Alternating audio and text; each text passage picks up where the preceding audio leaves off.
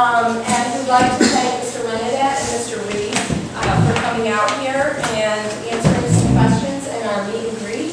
And at about 7:30, we'll have our town board candidates as well. There are cards that have been distributed. If you think of questions that you would like to ask these candidates, please write them down and just kind of, with a show of hand, if you have a question, if you have a card that's ready, and they'll be picked up and brought up to you and ask those questions as well. Okay? And we have a few more people coming in. Right up here, we've got some more up here. I mean, it's free.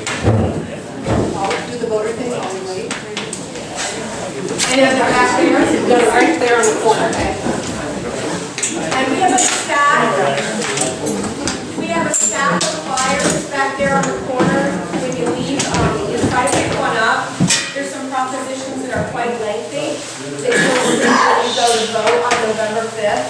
So unless you want to stand there and read them at the voting booth, this is kind of an early bird view of what's going on. So they're right back there in the corner. Okay, so just a little bit of information. I'll give a little bit of background on the candidates. Then they'll each introduce themselves, give a little statement, not to exceed 4 minutes. We've got a timer here and everything's all official. And then we'll start asking questions, and they'll have up to 2 minutes to answer the questions. Then when we're done, they'll have some closing remarks, and they'll be limited to 4 minutes as well. Okay, Jerry is over there at the end. Jerry was born and raised in Plattsburgh, graduated from Beacontown High School, where he met his wife, Paula. They've been married for 36 years. They currently live in the town of Plattsburgh, where they raise their 4 children, Nicole, Chantel, Daniel, and Candace. Jerry and Paula have one adorable granddaughter, Julia Fleming, and I can attest to that. I see her on Facebook. Gerard worked for 28 years for the New York State Department of Correction. He is an active member of the local Catholic community, having attended a local Catholic school for 8 years. He is also an active supporter of Relay for Life and a board member of the Emergency Temporary Shelter Committee. Jerry was first elected to the Town of Plattsburgh Board in 1995 and has served the community in this capacity for over 17 years. During this time, Jerry was the chair of the Town of Plattsburgh Board of Ethics Committee. Jerry was also known for breaking down party lines and working in the best interest of voters, not who his political party supported. And for Mr. Colin Reed, Mr. Colin Reed is an economist, professor, columnist, author, and small businessman. He lives on the Blair Road in Cumberland Head and also maintains a vineyard in Moore and a wine tasting room in downtown Plattsburgh. He is the president of the Plattsburgh Downtown Association and founded Vision 2040 and Vision to Action. He was named Rotarian of the Year, and he and his wife shared the honor of Small Business of the Year. His columns in the Press Republican newspaper delved into the challenges facing our region and our nation and the need to attract young people to our region, expand the tax base, and lower our property taxes. After many years as an active cheerleader for our county, he has decided to run for to represent District 4 in the Clinton County Legislature. Please welcome.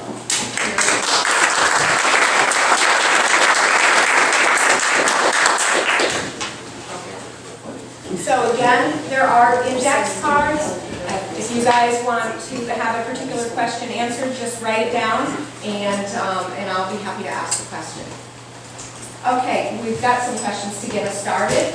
And which of you guys would like to answer first? Statement. Oh, thank you. I got it. You have a 4-minute statement. We're getting ready to put stuff. Jerry, want to go first?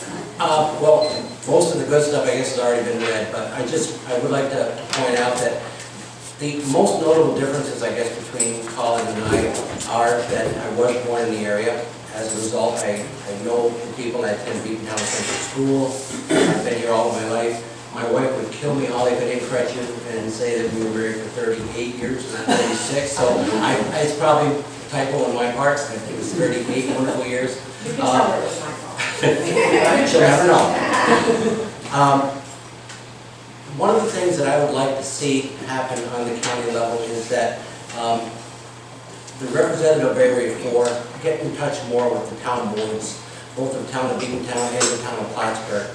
Not to cast any aspersions or anything on my predecessor, but there were times, I think, when the town of Beacontown was not represented as well, nor the town of Plattsburgh, because in order to represent well on the county level, you have to know what your town board and your townspeople want. If you don't have direct contact with those town boards and those town people, I don't know how you can do that. So, being retired, I have the time. I would be able to meet on a monthly basis with both the supervisor and town board of Beacontown as well as the supervisor and town board of Plattsburgh. That's what I intend to do in a nutshell. Moving from county or town politics to county politics, it's not a lot different. There's a lot of similarities between the two. In my time on the town board, I've been involved with tax caps, with state mandates. I've been there during ice storms, ice jams on the Saranac River, the ice flows as a result of those jams, Hurricane Irene and Superstorm Sandy. There's been a lot of natural disasters taking place. That's not the kind of thing that you come out of the block knowing how to do. It's learned from experience. And I can offer that experience to the residents of the county because of my time on the town board. I have the utmost respect for Colin. He's done what I couldn't do. He's gotten a degree. In fact, he's gotten more than one degree. I'd give anything to have one, but I'll have to get it online. But, you know, and I've said this to everybody, and I'll say it here in open public. Whichever one of us wins, I know the county will be well served, but I truly want to win this race. I think I have something to offer to the taxpayers and the residents of the county, and I'm willing to give my all. Thank you. Thank you.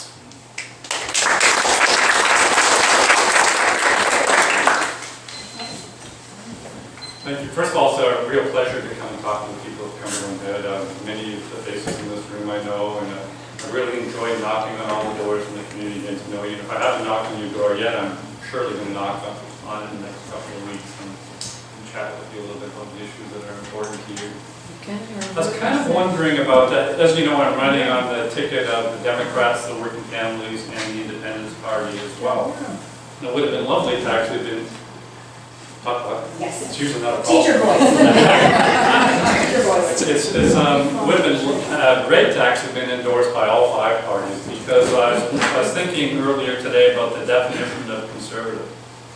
And to me, a conservative, I think, is an individual that wants to leave the community, the region, for the next generation, just like they found it themselves. They want to have a sustainable tax base, they want a sustainable jobs, a sustainable economy. And to me, those are really laudable goals, which I really embrace. As you know, from many of you have read some of the columns I've written for the last 4 or 5 years in the country, they're always on that theme of personal responsibility, government responsibility, accountability, and sustainability. And you know, we live in one of the most incredible places in the entire country. There's some really wonderful places that are really well known, and some of the places that come to mind that really attract young people these days, you know, Boulder, Colorado, or Sedona, Arizona, or Austin, Texas, or San Francisco, California. There's many other places that are well known, but if you think about it, name one place that isn't well known that has as much to offer as we do. It's just incredible what we have to offer you, but we have really untapped a lot of that potential. I think one of the reasons is we haven't figured out a way to really attract the young people back to our community. And our long-term success, our ability to pay our taxes and to expand that tax base and lower our individual property taxes can depend on my calculation whether we can successfully attract 3,000 new families by the year 2040. So that's what I really set out to do, not just with this county legislature race, but just about everything I do. As a matter of fact, my wife gets a little bit frustrated with me in our downtown wine and vineyard and wine tasting room, because she thinks of it as a job, and I think of it as an economic development project. So she'd like to make a lot of profit, I'd be willing to make a loss if we thought this is the kind of thing that's going to attract young people to our region. I think that's absolutely key. The other thing, not only do we need to attract them by offering the amenities and quality of life, we have to do it in an affordable way. If we keep raising property taxes, I'm afraid we're just pricing ourselves out of the marketplace. They've got the discretion. They're not deciding whether to go to West Shazy or Peru or Plattsburgh. They're deciding whether to go to all these other places I've listed and Plattsburgh. So they're doing a comparison side by side. And one of the areas we don't do so well on is the level of property taxes and taxes in general. We can't do much about the taxes in general problem, but there are things we can do to make local government more efficient. I'm going to work tirelessly to figure out ways to do that. Work with the tax cap, hopefully even lower taxes eventually by expanding the tax base. The only way we expand the tax base is by attracting more better paying jobs and attract young people to this community and slowly lose the bleed off of young people that we've been facing for the last number of years.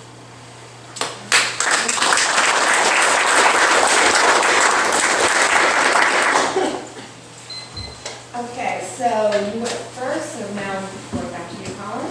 The county legislature has recently approved a $42 million expansion of the airport. What are the tax implications of this, if any? And are you in favor of the expansion of the expenditure of that much money? And what do you see for the future of the county airport? You know, I guess as an economist, if I were to look at the county airport freshly, a number of years ago when they first decided to do the terminal, I guess it would have been hard to understand the success that they would have realized. But once we understand that we're going to attract a fair number of people from Quebec, locally, and even from Vermont into this airport, I think I would try to do an analysis of just what kind of population growth and expansion of air miles that we can face in that bigger market over the next 20 or 30 years, and build a facility that will be adequate for the needs rather than piecemealing it. And I think we piecemealed it and it's gotten very expensive as a consequence.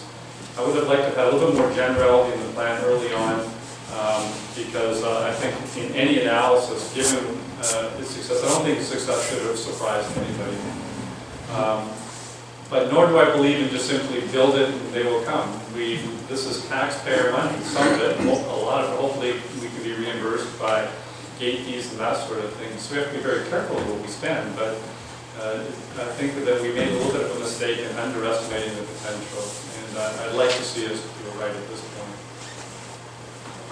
Okay, I'll repeat the question for you. The county legislature has recently approved a $42 million expansion of the airport. What are the tax implications of this, if any? And are you in favor of this expansion and the expenditure of that much money? And what do you see as the future for the county airport? The tax implications of the expansion, if everything goes according to plan, is no impact. The expansion was based entirely on the increased number of enplanements. The revenue that would be realized from the parking from the people who were actually flying out of the airport, there's a charge for each of those enplanements which would go to the county. So it was supposed to be completely funded from that. However, I guess I'm a little bit of a pessimist. I would have moved forward a little bit more moderately. I would, unless we could attract airline services that would not be redundant to the ones we have now. If there was a possible airline that would take us to New York City rather than to Boston, it would open up a whole new arena, and we would probably see a possibility of that increased employment and the fees that would come with parking. The negative ramifications of that are if we don't grow, if things don't go according to what is projected, the residents of the county are left with a huge bill, because the cost of the construction still has to be paid for. That's, again, the reason why I would have supported a more moderate plan rather than, I think, what they did decide on was the premium plan. The plan that would take them into 2040, 2020, I'm sorry, I don't remember the exact date, but it was the extended plan. I have a lot of hope for the airport. I really want to see it succeed. The airport has, as Colin has pointed out, has done phenomenal. They far and out surpassed what the county had expected. But there's always that possibility. And the Canadian dollar, we're depending on Canadians coming. The Canadian dollar takes a turn. We're faced with them not wanting to come down here, but to keep their business up north. Just too many variables, and the variables scare me. They always have. Next question, I'll start back over with you, Jerry. Many counties are selling their nursing homes to private businesses. Is the Clinton County nursing home profitable? Do you think it serves the county well, and should we privatize it? the county nursing home, as I understand it, has not always been profitable. However, having the people working there that have the families, they have ties with the people who are spending time in the nursing home, that are living there, spending the last of their years, there's always a closer knit. There's more personalization. Years ago, and when I was working for the Department of Corrections, there was some talk of privatizing corrections. Our union did an extensive study on what might happen, the ramifications of privatization, and it wasn't good. There's no real caring. There's a sense of disconnect between the employees, the privatized employees, and the job they're doing. I grew up with a family of correction officers. There was a sense of pride in following in the family's shoes, doing what the family did. I just don't see that from people who are disconnected from that kind of pride, that kind of sense of this is what my family did. So while it wasn't really profitable, the care, we have to put a price on what the direct care was from having our fine workers that were employed there. And I think it was worth taking a step back and taking a look at it and saying, is mom's care worth a few extra dollars? And in my case, I think it was. I think it would have been worth it. I am not in favor of selling out and privatizing. Colin, many counties are selling their nursing homes to private businesses. Is the Clinton County nursing home profitable? Do you think it serves the county well, and should we privatize it? If it's a public entity now, to think of it as profitable doesn't probably make sense. But I think if we're going to, we need to really spin the clock forward another 10 or 20 years. We're going to see an awful lot more people in need of nursing care. The demographics suggest so, and we live so much longer in old age now than we ever did before. So this is going to be an increasing problem. So really the question is, are we going to expand the nursing home facilities dramatically over the next 10 or 20 or 30 years to serve that population? And I'm afraid it's really becoming unaffordable. I think there is certainly room for the private sector to step in and help with this. I don't view a government job or a government employee as being any more or less dedicated than a private employee. I think that sometimes we talk too often about government jobs as if government jobs is simply a goal in itself. But I really believe in a strong private sector, and I'd like to see the private sector play an increasing role in this too, because I think it's going to be necessary to have more beds. And I'm not confident that we as government can simply afford to subsidize it at that rate if it expands much further than I expect it will. Thank you. Is there anybody who has questions? Because Gary will pick up. Gary, would you? Anybody else? Any other questions on your cards? I'll ask one more question and I'll pick this one up. Okay, and Colin, back to you.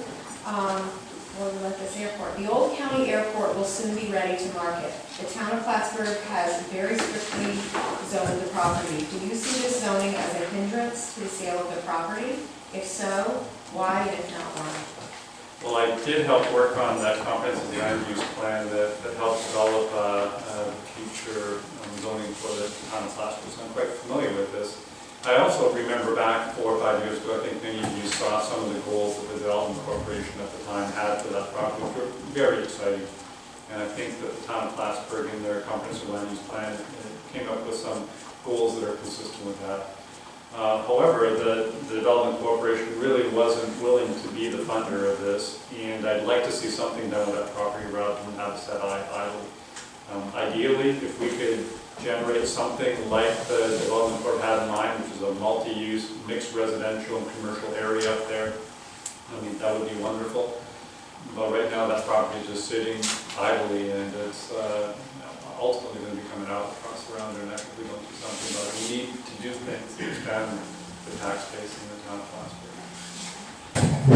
Back to you, Jerry. The old county airport will soon be ready to market. The town of Plattsburgh has very strictly zoned the property. Do you see this zoning as a hindrance to the sale of the property? If so, why or why not? I don't really think it's a hindrance to the sale of the property. I think it would make the development very specific. The town of Plattsburgh has always been very specific in what it wanted to see done and how they wanted to see it done. You don't take an area like the county airport and allow it to just be piecemeal developed. You have to set down strict guidelines as to what you want done with the property, otherwise that's what ends up happening. We've seen it before in neighboring towns. We've been accused in the town of Plattsburgh of being too strict on a lot of our development standards, but they have served the residents very well. Reneadette, for example, that was zoned in R4, correct me Marty, where the acreage was increased so that you wouldn't have a lot of close, dense populated, dense development. We have other areas where we found that manufactured housing was better over in one area rather than interspersed all around. That was back when manufactured housing was not to the standard that it is nowadays. Now it is come a long way. I've seen manufactured housing that from the street you can't tell if it's manufactured housing or if it's a stick-built home. So, that having been said, the property values are affected directly by the type of development that goes on. And I think that the standards of that county airport had to be set such so that the property would retain its value and would not become, as Colin said, an albatross, but actually a beautiful planned development district, which is what I think the town hoped for it to be. Thank you.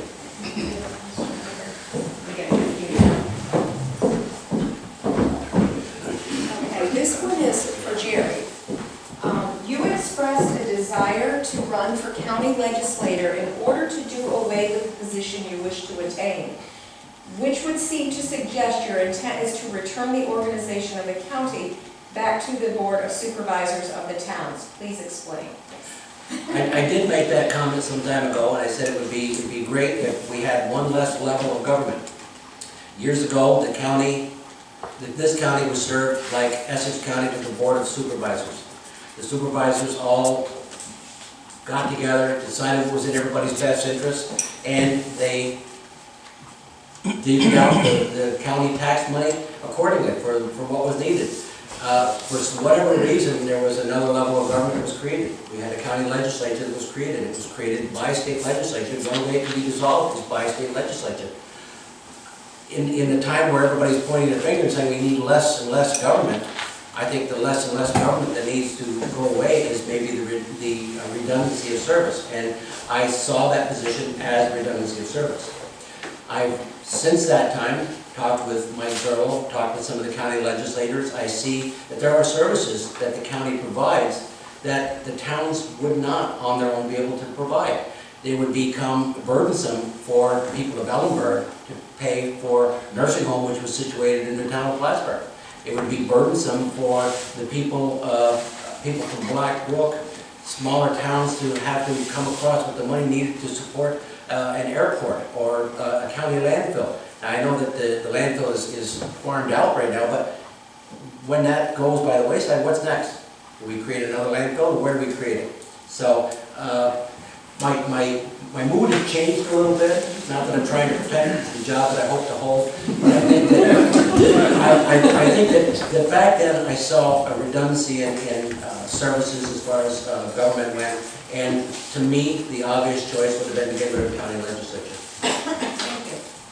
So we've that was specific to Jerry, so we're just going to come back over to Colin and kind of go that way. Okay. What are the hot button issues that you see in Area 4, and what do you plan to do to address them? Well, certainly many people on Cumberland Head understand the implications of high property taxes. And I think that's problematic. Going from door to door, I've heard so many stories of people whose parents have had to leave the area just because they're on fixed income and their property taxes rise, but the fixed income doesn't.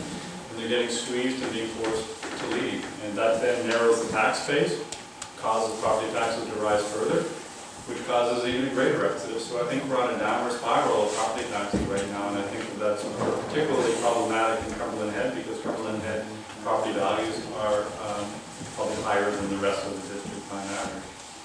I really think we need to arrest that downward spiral of higher property tax leading to a declining property tax base and higher yet property taxes. Thank you. Jerry, what are the hot button issues that you see in Area 4, and what do you plan to do to address them? The hot button issue, as I see it, is not just strictly to Area 4, it's to all of Clinton County and most of upstate New York, and that's stopping the brain drain, stopping our young people from, we have 2 colleges here, and a lot of the kids are taking their education, they're fleeing because we're not able to attract the kind of businesses that will retain those jobs. Colin is involved in Vision to Action and in the arts corridor.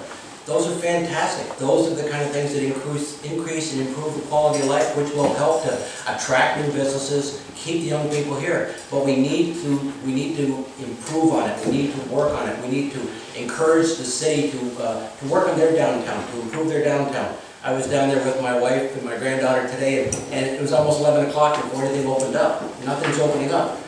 It's probably because of a lack of business. Nobody wants to open up because they'd be paying for help when there's no business. But what about the shoppers that do stop in? What about the people who want to be there?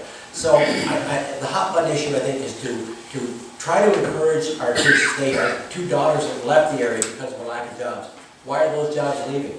You know, our school system, the taxes involved in the school system, which isn't the town's fault, it's not the county's fault. It has to do with tax capping, it has to do with education, it has to do with state mandates that nobody's coming across the money with. The kids are getting their education and they're fleeing. I think what the hot button issue would be is to keep those kids in the area. Thank you. Colin? Actually, we're back to you, Gerard. Sorry about that. At present, the town takes the sales tax for their budget.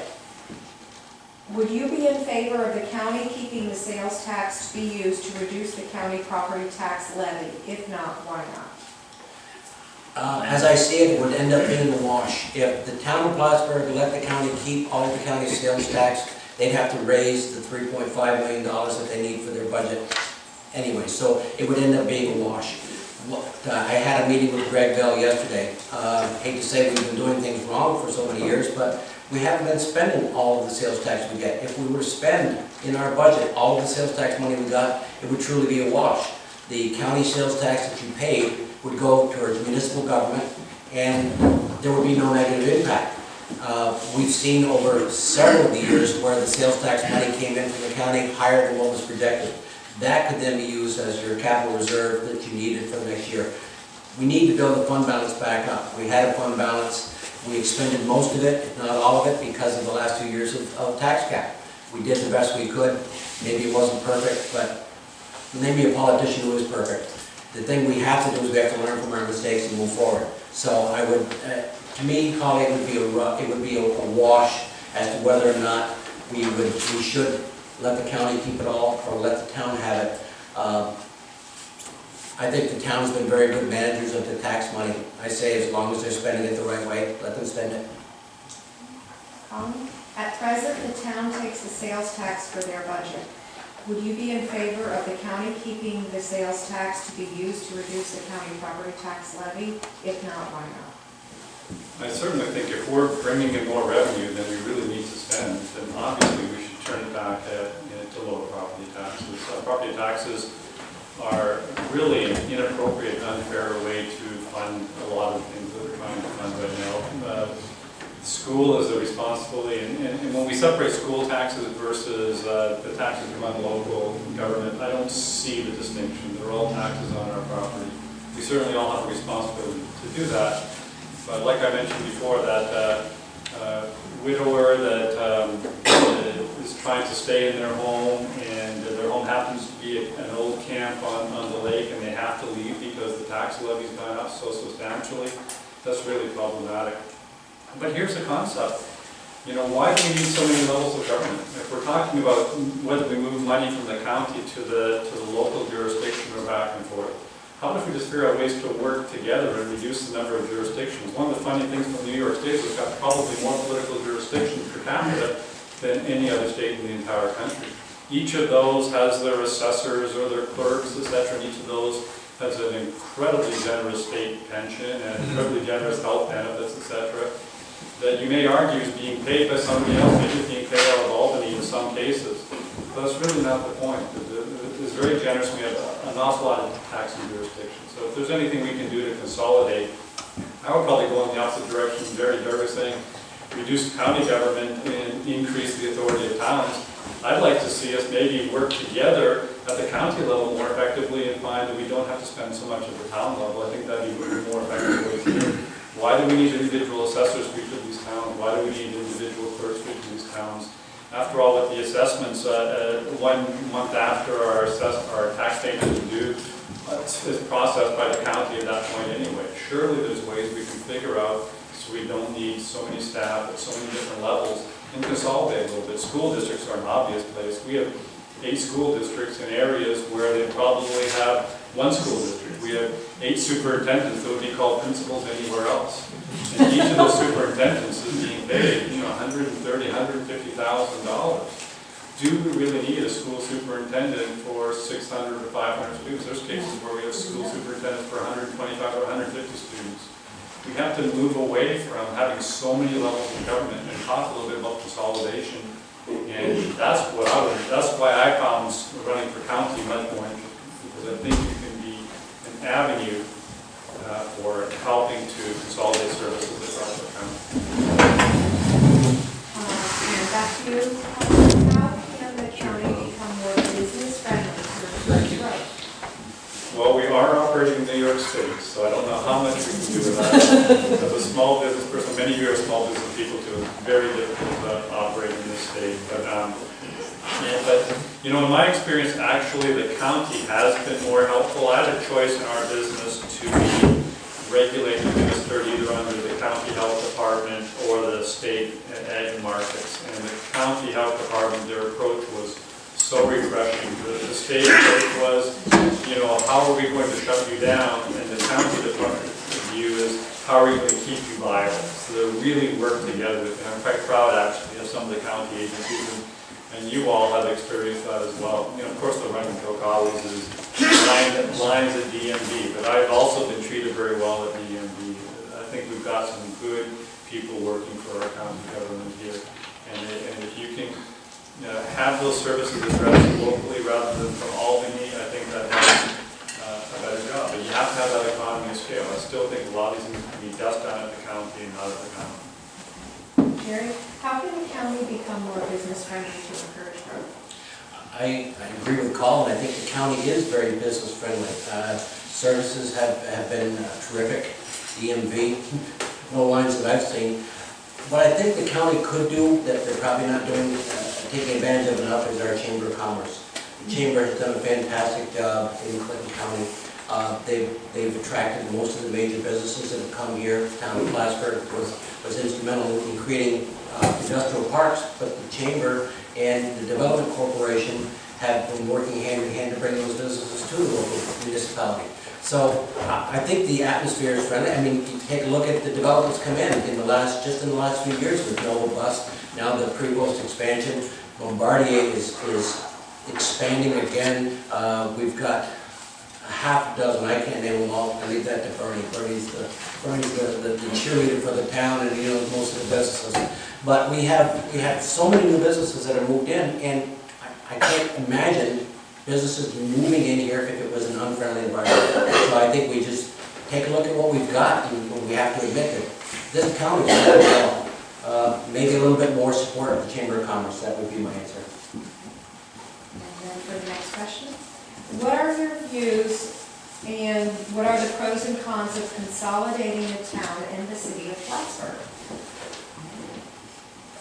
Pros and cons. The pros for the city are pretty much everything. The cons for the city are pretty much nothing. And almost conversely for the town of Plattsburgh. The city cannot bring the services to the town of Plattsburgh that it offers to the city residents. They cannot expand their municipal lighting. They don't have the authority to expand their municipal lighting much past where they're at right now. So we're not going to get cheap electricity. We have volunteer fire departments. Why would we want to go to a paid fire department and increase our taxes likewise for that service? Police force, we're well served by the state police, we're well served by the sheriff's department. Again, why would we need a paid police force? The only places that I've really seen that have asked for any police coverage were some of the places on Route 3 Smithfield Boulevard. And when the discussion came up as to whether or not they wanted the town to create a special district and pay for police coverage, the answer was a resounding hell no. They don't want to pay for it. I think we're doing very well. I think the town of Plattsburgh, obviously this last year has been a kind of a black eye. We're not doing as well as we were a few years back, but we're still doing very well. We're still attracting business. Tax base will go up. Assessed valuation will go up, and as a result, the assessed valuation increasing, the sales tax money allotted to the town of Plattsburgh will go up. How the town decides to take that or give it back to the county, that'll be the town's decision. But I think that we're moving forward, and I'm proud to say that I was there during some of the movement. Thank you. Colin, what are your views and what are the pros and cons of consolidating the town and the city of Plattsburgh? We'll just pick up on one point that if indeed the assessed values in the town of Plattsburgh can go up, then I actually find that a somewhat scary notion because almost never does the mill rate go down. So that might mean to me that either taxes will go up. Spinning forward 50 years, 100 years, isn't it absolutely inevitable that eventually the town and the city are going to act as one? The reality is though, and a lot of the politicians say, well, sort of not on my watch. Let's only merge the town and the city 20 or 30 years from now after I'm already out of political office because nobody really wants to take the heat for it ultimately. But the assumption is that if we merge, we have to merge and somehow create an entity that is the worst of both worlds rather than the best of both worlds. Surely we can figure out a way to indemnify the town so the town doesn't have to subsidize some of the poor mistakes of the city in the past or some of the legacies of the city. I think if smart people got together, we could figure out a way to do that. But to have a couple of jurisdictions that are relatively small, I mean, the town and the city are about equal sized population right now. I think the town has actually a little bit bigger tax base than the city right now, but neither of them are large jurisdictions. Surely we can figure out a way to work with one level of government rather than two. And to be honest, the city of Plattsburgh is one of our jewels. It's one of the things that we do when we want to do something in the weekend is we go downtown to the city of Plattsburgh. So we are working hand in hand already, but we've had some sort of a bunker mentality between the town and the city that again, 50 years or 100 years from now, we're going to have to figure out a way to get over it. So the issue really is not whether we'll do it, it's when we're going to do it. So let's just at least start talking about that. I don't think any harm comes in talking, but obviously there's no reason for the town to ever engage in that unless it's somehow indemnified, so it doesn't have to then subsidize the decisions of others in the past. But I think we're bright people. I think we can figure out some way to do that. We're certainly never going to figure it out if we don't have the conversation. Thank you. And back to you, Colin. How would you stop some of the companies that because of pilot plans, payment in lieu of taxes, and then leave when it's over and never employ the number of people they should have? And why can't we go after them for the money that is given to them? One way, I think, to get the incentives in the right place, and of course, as an economist, I always try to think of the incentive system. The way we set it up, once their 10 years or something expires, they've really got a decreased incentive to stick around. What if instead of giving them all these tax benefits, we put those tax benefits in trust? And if they successfully decide to stay after the 10 years, then that trust money is returned back to them over the next 10 years, etc. So they're not losing that money if they really live up to the promises they make. They only will lose that money if they fail to live up to the promises they make. We've had jurisdictions that are now simply competing for the business of companies looking for tax advantages.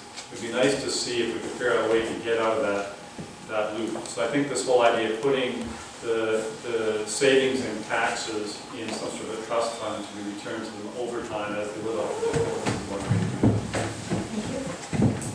And Jerry, how would you stop some of the companies that because of pilot plans, they leave when it's over and they never employ the number of people they're supposed to have?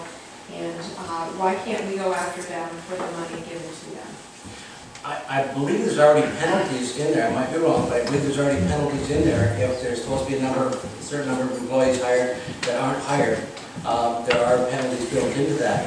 I also believe that the taxes, the pilot program has an escalating scale for the sales tax, or for the taxes to be paid on the property. I don't know that I'd want to penalize the businesses. When the businesses come in, usually there's new construction. New construction creates jobs, which in turn puts money into the pockets of the people who are building, and that money usually goes back right into the economy. So it's a shot in the arm for the economy. A lot of the businesses in the last few years have not taken the pilot agreement and fled. Bombardier was one of those businesses that a lot of us said, oh my God, they're going to take the tax benefit and they're going to flee before they have to pay full taxes. Hasn't happened. They've expanded. I'm sure that when Local Bus came here, a lot of people said, oh my God, they're going to take the benefits and then they're going to flee. Hasn't happened. They're expanding. There's a sister company, Prevost, that's coming in. It's increasing. Workers, tax revenue. It's a boom. I don't know that we want to discourage companies coming in under pilot agreements. I think we want to encourage them and then do what we can to keep them. I'm not talking about additional tax breaks. I'm talking about keeping the ad valorem taxes as low as we can, special district taxes for water and sewer. We've been very good at that. We need to start increasing because our infrastructure is 40 to 50 years old. We need to start addressing some of that. But it can be done reasonably. It can be done scaled in. It doesn't have to be done all at one time. And I don't think you're going to see anybody on the present town board who's willing to do that all at one time. Thank you. And Gerard, back to the way. When property owners fail to pay their taxes for 2 consecutive years, the county forecloses on the property and sells them at auction. Where do you stand relative to this issue? Would you change the policy? And if so, how? How would any changes be equitable to those who pay their taxes on time? I would have to research that. It's my understanding that the procedure is laid out in state law. Again, that's only what I've heard. I have not researched that aspect of it. That's out of the treasurer's office, and I don't know that the county legislators get involved in it. If there is an opportunity for the legislators to petition the state government to have it changed, then I would imagine that we should probably take a look at it. There's a lot of effort that goes in, it's my understanding, into trying to contact people who are delinquent in their taxes, giving them the opportunity to pay them. There's some question as to whether or not they're addressing all of the property owner's name or if they're just going to the first person name. Again, all of this would have to be researched. I can't give a definitive answer to something I have no knowledge of, and quite honestly, I don't know the procedure for that. Okay, thank you. Colin, when property owners fail to pay their property taxes for 2 consecutive years, the county forecloses on the properties and sells them at auction. Where do you stand relative to this issue? Would you change the policy, and if so, how? How would any changes be equitable to those who pay their taxes on time? I certainly think that we have to redouble our efforts to make sure that those people who are delinquent are given every notice and every opportunity to, even with creative ways, to get them to become current. If it ever gets to that tragic point where the county is essentially going to foreclose and take the property from them, right now that property can then be auctioned, and if that delinquent taxpayer only owes $1,000, but the county receives $100,000 for the property, the individual's lost that entire equity. Now, I can imagine there could be some really tragic circumstances of just really unfortunate misinformation, etc., where this could happen. And it doesn't seem to me that I don't know if I want to be a taxpayer in an area that essentially is taking property away from individuals in that kind of a way. I think that once the property taxes are covered, I think that some should be returned back to the homeowner. And I'd like to see that law change to be perhaps a little bit more fair, because I bet you some of those cases, mistakes are made. Maybe we have an elderly person who just isn't quite aware of how all this is handled. And that seems to me to be somewhat punitive, and I think we can do better than that. Any questions coming around? Because I've got more here, but I don't want to hog the show. Okay. All right. Let's see. And Colin, we're back to you. The cart bus is controversial. Do you think it serves the county residents well? If so, why? And if not, why? And how would you change the service? Well, I've heard a lot of reports, and again, knocking on some of the doors in Cumberland Head, where they report on buses coming from the ferry a number of times a day with not a single person in it. If that's the case, I think we really need to do an economic analysis of whether the benefits and the costs are in balance. If really routes are being run without any passengers at all, wouldn't it be far cheaper for us just to pay a taxi to go and pick that individual up rather than run a whole infrastructure around it? Certainly, I think there's some really good routes. Bringing some of the people from some of the motels and some of the housing into downtown where these individuals just don't have transportation. So I think that if we can design a route where it's at least half utilized, then it probably pays for itself. But if we're just simply designing routes because of free money, well, you know, money is never free. It's coming from some pocket, and I think we need to reevaluate those in reality. Jerry, the CART bus is controversial. Do you think it serves the county residents well? If so, why? And if not, why, and how would you change the service? Colin and I are in complete agreement on this one. 2 years ago, I heard the same story about the CART bus making several trips out to the ferry, coming back empty, going there empty, coming back empty. But I've also heard the stories about the people who couldn't afford, don't have a car, couldn't afford to go from Champlain, Ellenburg to their doctor's appointments. The CART bus was a godsend for them back in that instance. If it's not in use right now, I think that what we should have on each CART bus is a logbook. If the CART bus operator is making routes, not picking anybody up, then I agree. I think we need to take a look at the route. Discontinue the route, reroute it, send it somewhere else. Again, free money is not free money. We're not going to get in the argument there. If it's spread out over a larger number of people, it makes it a little bit more bearable, but it's still not free money. So let's find a different way to get federal money. Jerry, 70 to 80% of the county budget pays for social programs. Are these programs doing a good job at addressing the needs of those who access them? How could they be improved? And are there any programs which the county should cease to participate in, if possible? Wow. Five-part question. Yeah, I know that there's a lot of social programs. The social programs, as I understand it, are mandated. A great portion of them are mandated. There's, I'm trying to remember the figure, but there's like 11 unfunded mandate programs, and of that, about 9 of them deal with social programs. Again, it all boils down to somebody needs to take care of people's needs, and if private enterprise can't take care of the needs, it's the job of the government to do that for them. If it can be done in the private sector, then government should take a step back and do it. Trying to remember what the other parts of the question were. How Are these programs doing a good job at addressing the needs of those who access them? So the programs we have, how are they? Yes, I think they're doing a good job. I haven't heard a lot of complaints as I've gone around from the county campaigning and talking to people. I think that the services are doing the job, that people are being well served. I think there's a huge burden on there that I'd like to see the state government help us out with. But again, I go back to what Colin said, free money is not free money. We ask the state to help out, it's just that money's dispersed. So the only other state program or the social program I'd like to see is maybe a little bit more education on helping people get back on their feet. Sometimes that's the best project, is a program, is to help people to learn to be self-sufficient. Thank you.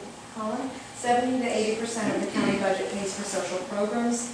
Are these programs doing a good job at addressing the needs of those who access them? How could they be improved? And are there any programs which the county should cease to participate in if possible?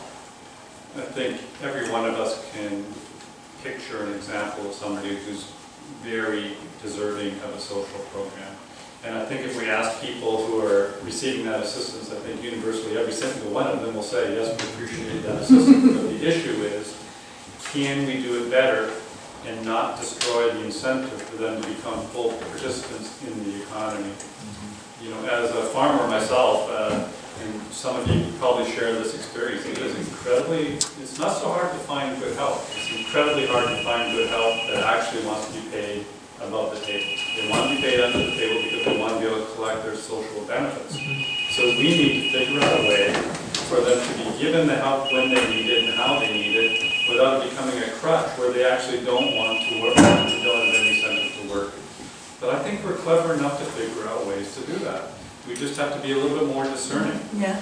I think one of the problems when government gets too involved with something No, is that they lose that incentive to really tailor the program to that special need, and they simply say it's far easier for us to just kind of be wanton and give it out liberally than really ask for some accountability. So I'd ask for some accountability.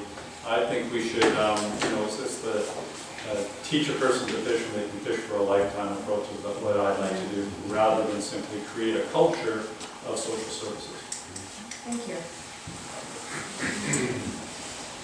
Let's see. Got another one? Okay. I'd like to finish about 5 minutes early. This will be the last question.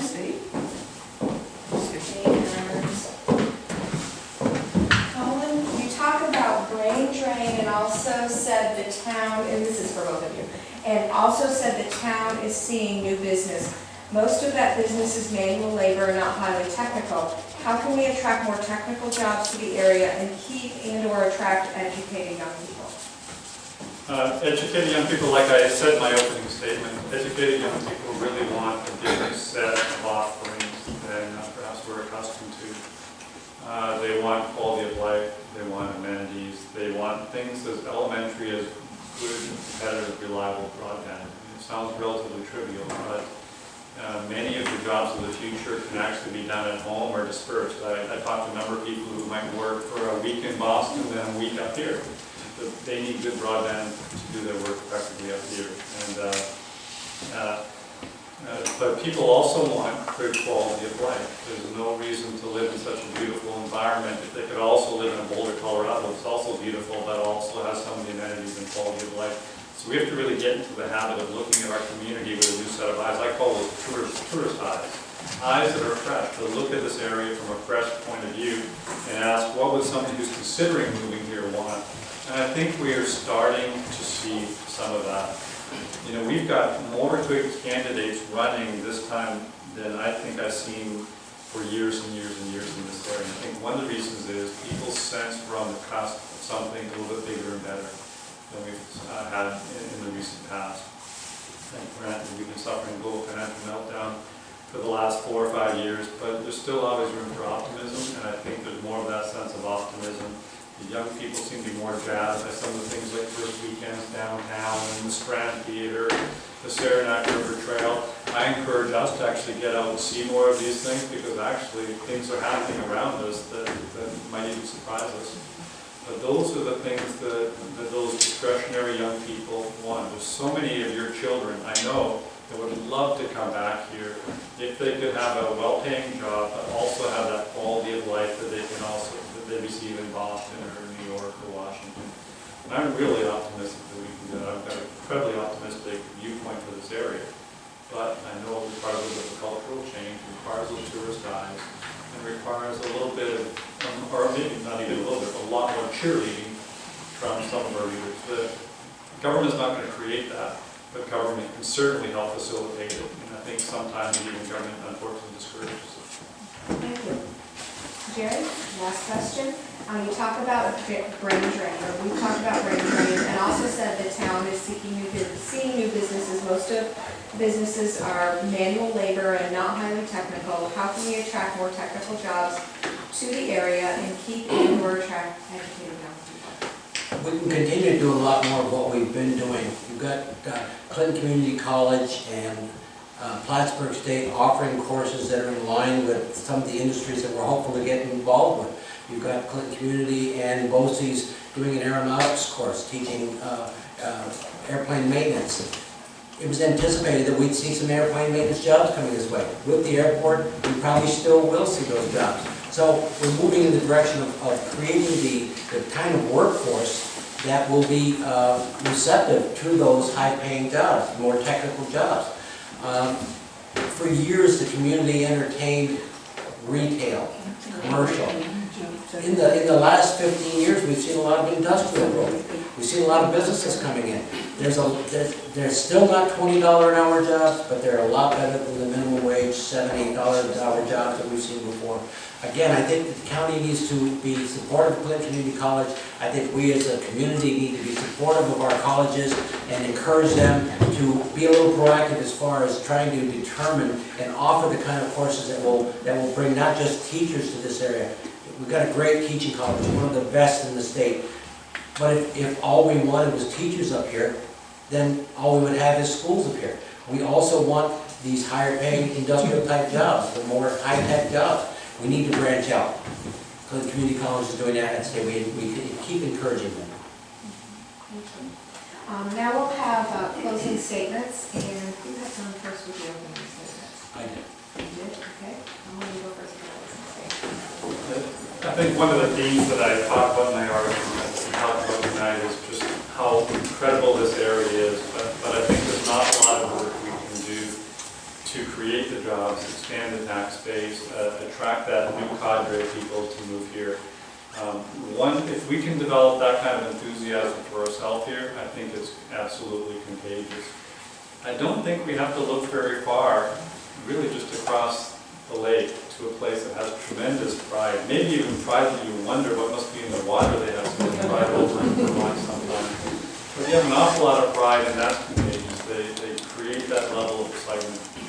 You know, we had that opportunity to accept the GE plant and the IBM plant back in the 1970s, and we turned them down. Instead, they went to Burlington and transformed their communities. We need to think a little bit bigger and have a little bit more pride and really show that. We've got great institutions. We've got the potential for great job creation. We can deliver education in more effective ways, I'm sure. We can create not only those high-tech jobs for the 21st century, but we also still need plumbers and electricians and the services, etc. The type of job I'd rather see us not expand is government jobs just for the sake of government jobs. We want to give a good mix of government services, but sometimes in North Country we get trapped in that New York state mentality that all jobs should be government. I'd rather see us use a really clever partnership between the private and the public sector to deliver this, and not fall into that trap of relying on somebody else or government to do it for us. So government plays a part in it, but government can't be the solution. It has to be only one player in it. I want to thank the group for their opportunity putting this together. It wasn't as bad as I thought it was going to be. I've had a great time serving on the town board of the town of Plattsburgh. I can point to things that I'm very proud of, and I can point to things that I wished I had not done. The only thing I can promise you is that the mistakes that I made in the past, I don't make in the future. Colin touched on something, and it's really, I mean, we've both been talking about the brain drain, about bringing people here, high-paying jobs, keeping our kids. Again, I'll go back to the fact that out of the 4 kids that I raised, 2 of them have gone from the area. One of them's not real far away. She's in New York City. She got a master's in social work. The amount of money that can be made in New York City is so much higher, even with the cost of living in New York City, that there's not a way she's going to be coming home here. Unless you were to get a director's job for the Department of Mental Health, we can't compete with that kind of thing. My other daughter has a master's in teaching, in special education. We lost her because of the cutbacks in jobs. She was unemployed for over a year, moved to North Carolina, is now teaching there. And she says, you know, I'd love to come back home, but the economy here still hasn't been put back on footing where she's comfortable moving back. She could move back, get laid off again, and have to move back and move out again. So I want to see our government grow, but not in the way that people think government's growing. I want to see our government grow in a way that encourages and assists, not doing everything for people. People can do for themselves. We're a hardy bunch up here. We don't need government telling us what to do, when to do it. We need government to take the place of help us out when we can't do it for ourselves. And there's not an awful lot that we can't do for ourselves. So I guess go back to my county, my statement about less government and doing away with my job. I'd like to see my job done away with. I'd like to see less and less government. So I want to work towards that. I just spoke around in a big circle, but. Thank you.